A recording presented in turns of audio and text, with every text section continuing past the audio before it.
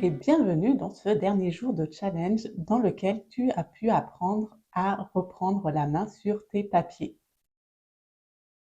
Je tiens d'abord à te féliciter pour être venu à bout de cette montagne qui t'encombrait peut-être.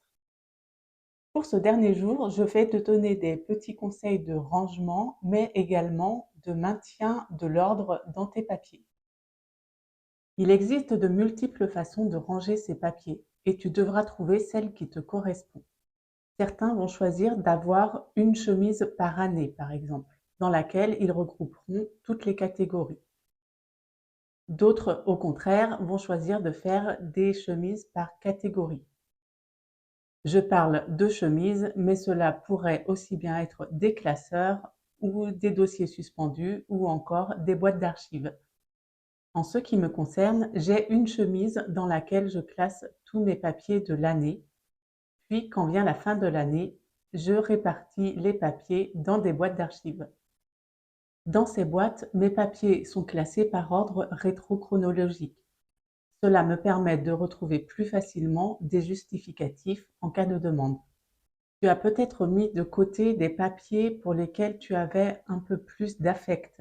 Pour cela, je vais te donner quelques astuces. Tu peux par exemple avoir une boîte souvenirs dans laquelle tu vas les ranger. Tu peux également, pourquoi pas, les prendre en photo et constituer un album. Tu peux également les assembler et en faire un pêle-mêle que tu accrocheras dans un endroit qui te plaît. Afin de maintenir l'ordre dans ce classement que tu as effectué avec succès, je te conseille de te construire une petite routine. Le document de routine ou de rituel, c'est un document que je donne à mes clients et que je construis avec eux afin qu'il soit parfaitement adapté à leurs besoins.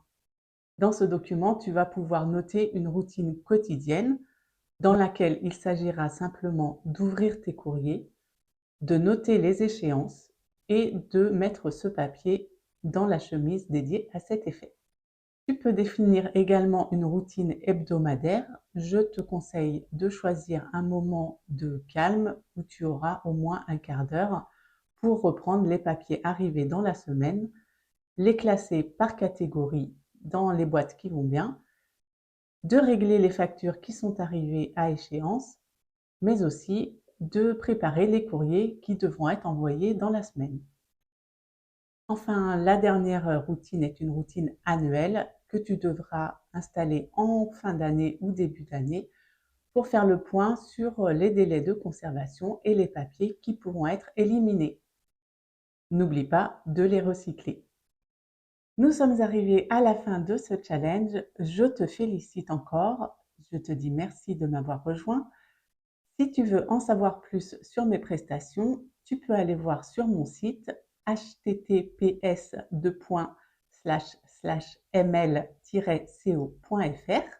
Je compte également sur toi pour m'envoyer tes commentaires, tes suggestions d'amélioration, parce que ce challenge a vocation à évoluer et à être toujours de mieux en mieux. Enfin, si ce challenge t'a plu, n'hésite pas à partager les liens vers mes vidéos à tes amis et je te dis merci encore et à très bientôt.